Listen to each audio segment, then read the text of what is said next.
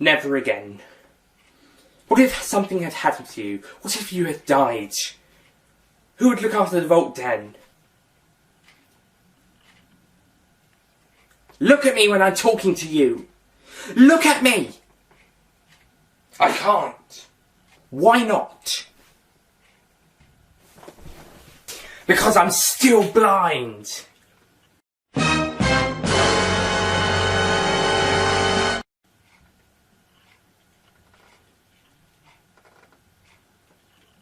Are you mad?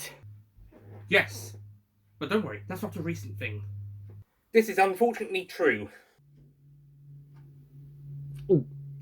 I would go, I'm Nardo! But I overdo it a bit in the original sketch for the finale, so yeah, I might not do it as much in these new sketches.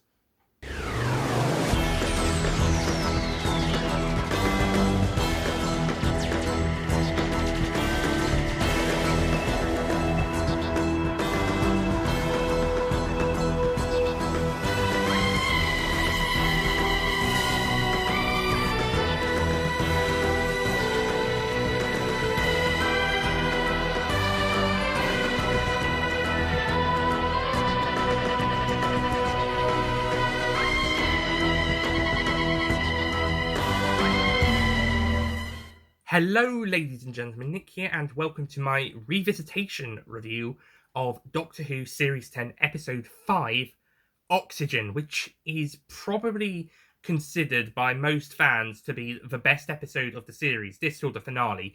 And as I said at the end of my previous review, I'm inclined to agree. This one, I wouldn't say this is the best of the series, but then again, I have to wait until I've seen the finale again before I make the final decision. But this is probably second on my list, with Knock Knock, the last one possibly being third, we'll see.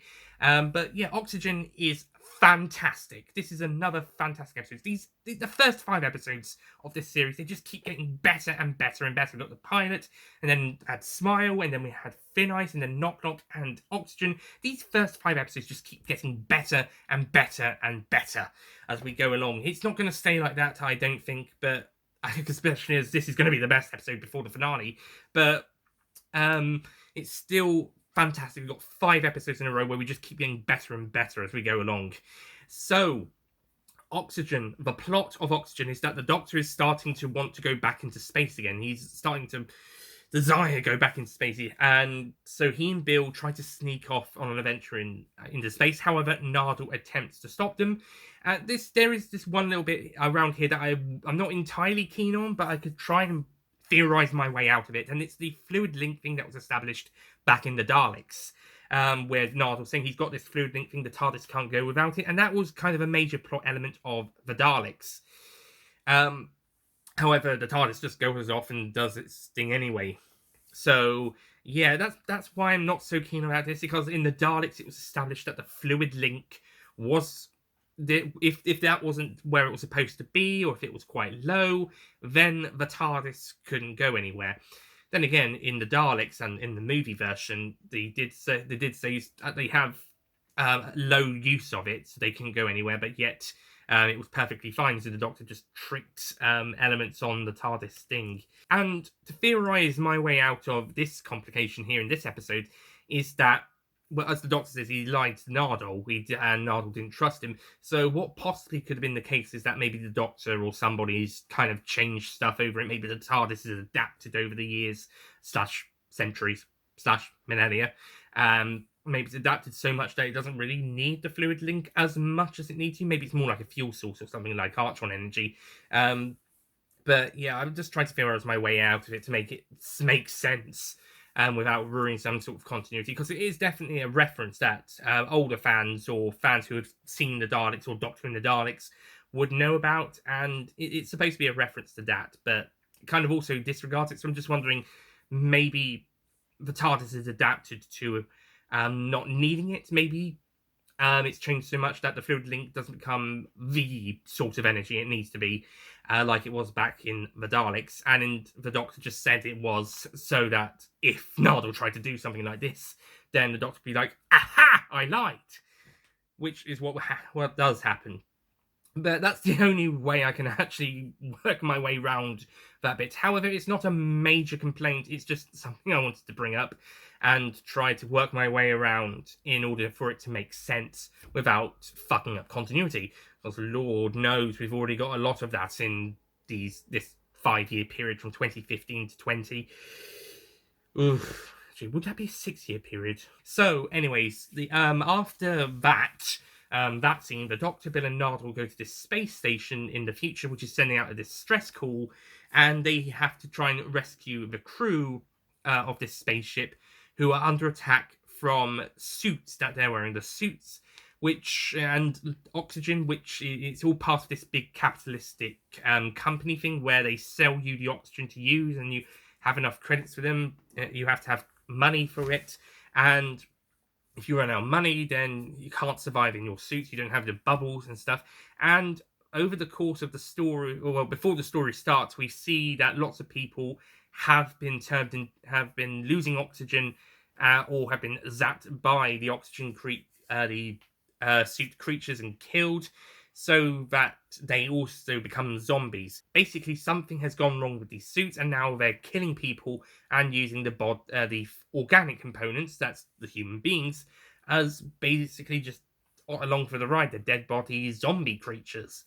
Um, so there's a little group of survivors, but we'll get onto them later, because the first quarter of the story, after the pre-titles and after the stuff with the Doctor at the university and then him, Bill, and Nardole in the TARDIS, so what's about, I don't know, about 10 minutes in, about 10 to 20 minutes in, it's focused on the Doctor, Bill, and Nardole exploring the spaceship and starting to have a look around, etc. And it's a pretty interesting first quarter. It's to first half. It's really great seeing the main three characters interact with each other. Nardole finally gets stuff to do for the first time since the pilot, and he's really fun. He's a really great character. Yeah, he does kind of want to go back to the TARDIS, but that's because he wants to make sure the vault on Earth is protected. The whole series arc stuff.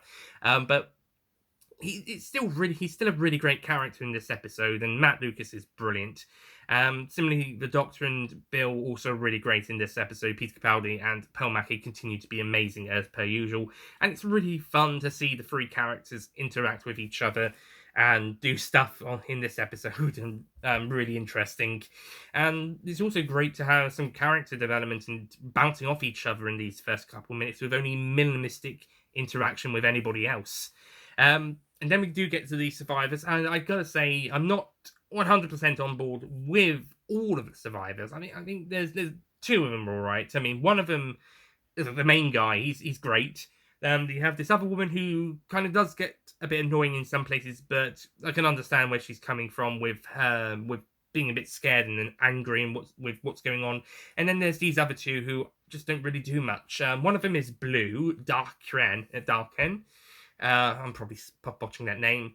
And there's a little bit of a bit between him and Bill when they're discussing racism, because he initially thinks she's being racist to him because she's never seen a blue person before and doesn't know how to interact with him, which is also interesting for Bill's character, as she's meeting her first blue person, and there's going to be another blue person later on in the story, but nowhere near as calm as Darken.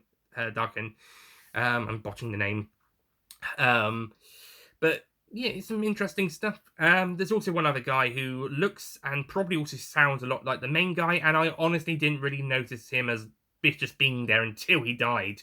And I was like, wait, the captain doesn't die in this episode, and certainly not this early. Doesn't he survive? Oh wait, there he is. Who's that guy? Oh, just another guy. Oh yeah, there were supposed to be 4 survivors. A crew of 40, 36 deceased. There should be 4 more left. With 2 of them also being deceased later on. But yeah, there was 4 people who should have survived. Okay, so that was another guy. So that guy basically just blends in with the others. He just doesn't really do much. Maybe some exposition, but honestly, didn't really notice he was there until he died. Darkran does a few more things before he gets killed off unceremoniously. The other 2 managed to get out alive, and the girl who had a bit of some annoying stuff earlier on, although I can understand why, she got a lot better at the end. So these characters aren't really perfect, but I won't say they're terrible characters. Just that one is just there to die and just to blend in, and one doesn't really get used an awful lot, and one kind of gets on my nerves a little bit, but not to a sense of "Arr!" but just like a little bit. But the other one is cool. So yeah, it's kind of a mixed bag in terms of supporting characters. The actors do a great job though. Anyway, it turns out that the order to the suits to start killing people came from the company, the big company that owns everything, and it seems that the organic components, human beings, were too expensive to live. So it just tried to have the bodies kill everybody, the suits kill everybody, which then makes the question why they sent replacements out to them if they didn't want the organic bodies around, and they thought the suits on their own would be better cost-saving measures, as we saw earlier. Oh, it doesn't matter. But yeah, there's some replacements on the way as well, supposedly being the rescue ship. But yeah, so the company has made everybody expensive too expensive to live. So the Doctor does some jiggery pokery at a computer and makes them even more expensive to be dead. Makes their deaths expensive so that they'd have to be kept alive in order for the company to not lose lots of money. Sneaky Doctor. Also, capitalism in space. This episode is very political.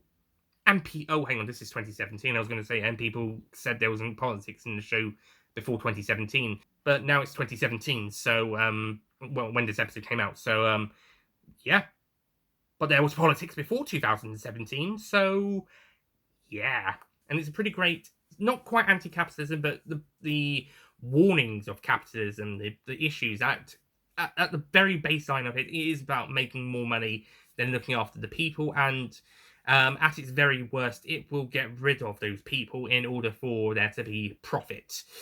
Yeah, capitalism isn't perfect, guys. Anyway, so this episode does handle the not so good side of capitalism. Oh, who am I kidding? The bad side of capitalism.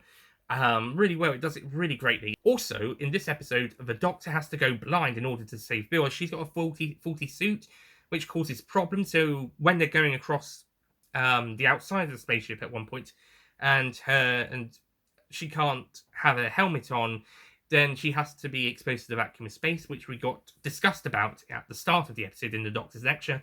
So he has to give her his helmet in order for her to survive, and he is blinded by the vacuum of space. The fact he's a Time Lord is probably why he survives being in the vacuum of space, but he is instead blinded. Oh, by the way, Bill learns that he is a Time Lord in the last episode. That's a new thing for her to learn, and regeneration is also mentioned there, but she won't know really much about that until later. Probably when we get to Liverland. Anyway, back to Blind Doctor. This is a really great concept, having the Doctor blind throughout the episode, and also having Bill's suits be so faulty that the Doctor has to use that as kind of a trick on the suits in order for her, because when it there's a point where it looks like they have to leave her, he knows that it's faulty, that when the suits try to kill her, it won't succeed, it will fail, and she'll only be knocked out for a bit, and she'll be fine later. This is quite a traumatic episode for Bill, to be honest. This is a really difficult one for her. It's really tense and scary for her, and she goes through quite a lot of shit. She gets more shit to go through in later episodes as well, just like Martha did. But this is the first time she really goes through some tough stuff. Yeah, she had the experience of seeing somebody die for the first time in thin ice, but this is some really nasty stuff going here, and it's pretty tense and pretty nasty, and it's pretty frightening and shocking. So two of our main characters are kind of have some sort of roadblock in their way, sort of for this story. The Doctor is blinded for half the episode, and Bill has a faulty suit, which is why the Doctor got blinded, because he had to help her, which cost him his sight, until Nardole sorts it out at the end of the episode. Nardole is the only one of the main three who doesn't really have some sort of a main issue in the way of him, and this was a genius move on Jamie Matheson, who writes this episode, to do that, with Miss Bill's suit being faulty, and for the Doctor to go blind in order to help her, and also that tense moment where he tricks the suits into zapping Bill, but she doesn't die. And also the stuff with the computer making their deaths expensive so that they don't get killed. I also like the reference of a good death, and that sort of references the first episode of Class, that the 12th Doctor comes in. He doesn't really believe in the idea of a good death, but in that episode. But when we got dying well actually, but here if with no help, no hope left, then a good death is all they can ask for, but only after a little bit of tampering to make sure that said deaths would also be expensive. So yeah, they tricked themselves out of staying alive, and the two survivors go off to try and start some sort of rebellion at the company, and that's the end of capitalism in space. Seriously, just be socialists. It's the best of both worlds: equality and a shit ton of money making. Oh, and the end of the episode is also really great when it turns out the Doctor didn't really get his sight back in the end. He's still blind, but he doesn't want Bill to know, as we'll see in the next episode. But that cliffhanger, that end of episode, that was brilliant, and that's going to be a big, important part of the next 2 episodes when we get to those. In fact, it was Stephen Moffat's request that, because he loved the idea of the Doctor being blind for half the episode, he actually had the request that the Doctor stayed blind, or it was revealed the Doctor was still blind at the end of the episode. Well, the Doctor does get his sight back, but then he goes blind again, I guess. Maybe that machine thing only worked temporarily. But yeah, because Stephen Moffat loved the idea of the Doctor being blind, he asked for it to be put back into the episode after he'd been fixed, and now he was blind again. And he has the Doctor be blind for another 2 episodes as we go into the Monk trilogy, before it's sorted out at the end of episode 7. But more on that when we get to it. So, yeah, that was a brilliant twist and a great idea on Jamie Matheson's for this episode, and for Stephen Moffat for keeping it on for another 2. And, yeah, brilliant cliffhanger, brilliant way. And also Nardole really great in that scene as well, because if we were in his situation, we'd probably be pissed off that the Doctor risked his own life and almost threatened the safety of the vault by not being there. So, Oxygen. Besides that one bit about the fluid link and the supporting cast not being the best, Oxygen is a fantastic episode. It is brilliantly paced, brilliantly filmed and edited and executed visuals. I've got to keep mentioning those because this is a critical review. I can't just talk about the story all the time. I've got to talk about the visual execution. But yeah, visually it's great directing, some brilliant stuff. The acting is fantastic for our main cast and pretty great from our supporting cast as well. Some really great stuff. Although that I do have to mention that stuff at the beginning. This is more of a script level again. When there's this one character who just starts talking and then says that she wants to have a baby with the main captain, the guy who survives. I think it's the main captain. Yeah, it is. Yeah, once you know that she says, "Oh, I want to have a baby with you," you know she's dead.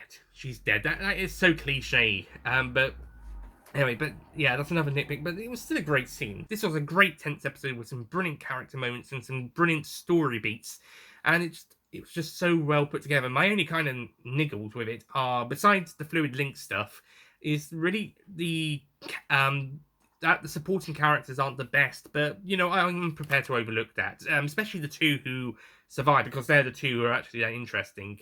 I mean, Darkin is a bit interesting, and he gets to hang around a little bit. It's only the main one I'm not so worried about is the one who dies early on, which I suppose is a yay, but then again, it's because he does die so quickly and just fades into the background. Before that is also a downside to that. So sort of nay. So it's kind of but besides that, Oxygen is fantastic. So I will be giving it a 10 out of 10.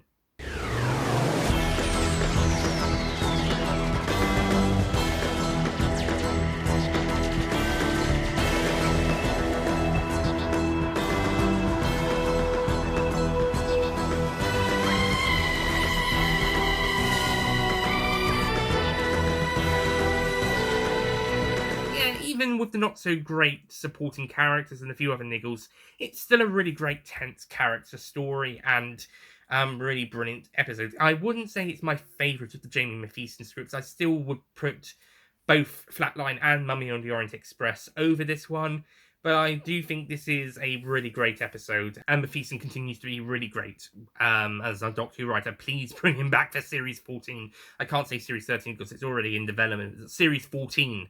He might be in Series 13, I don't know. But certainly, hopefully, for series 14. Oh, and also, like Knock Knock, this episode has gone up a spot, because I originally gave it a 9. And I was kind of thinking originally to keep it as a 9, but I thought maybe I'd give it a 10, because it's such a great, tense story, and it manages to keep us it's pretty scary and pretty tenseful, and there's some really great story stuff in it. So, I'll give it a 10, even though the supporting characters aren't the best.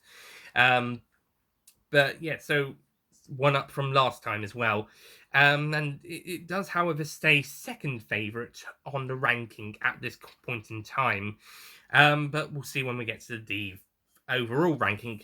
So that's it from my review of Oxygen. Can this streak of great Doctor Who episodes continue?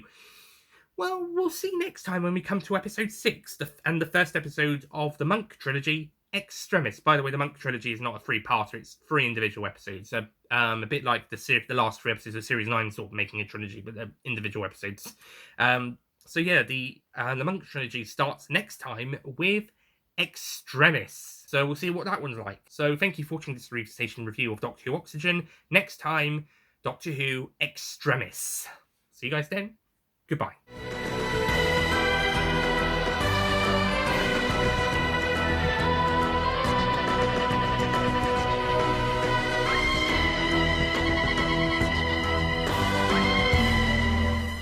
Don't forget to click below to subscribe to the Nicholas Payne YouTube channel.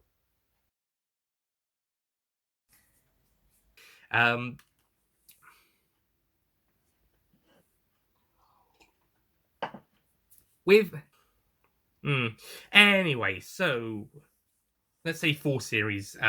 Let's say 4 series 1 from 9 to 12. Basically, what happens is someone has sent a system thing to tell, and then the other 2 survivors, they get out okay. They're fine after the Doctor makes does. But that's like I said.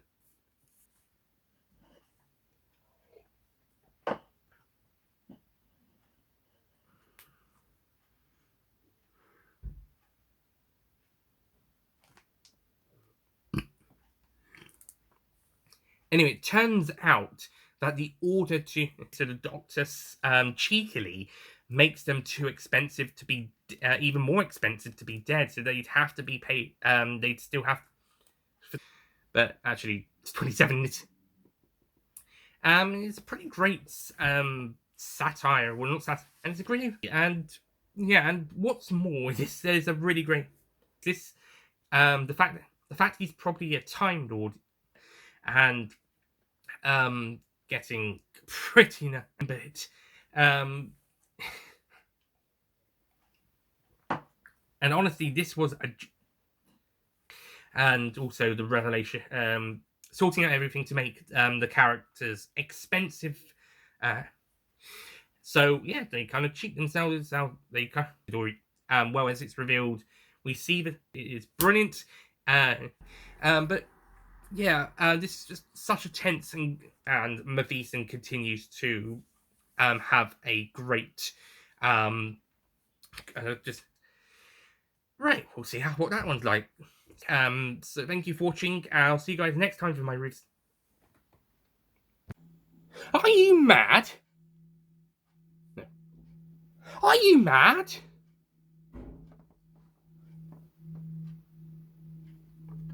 Are you mad? Whatever. No, I won't do that. Are you mad?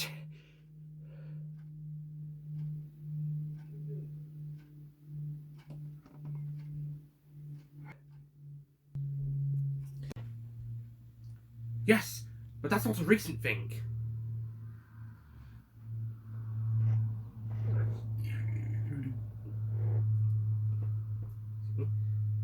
Yes.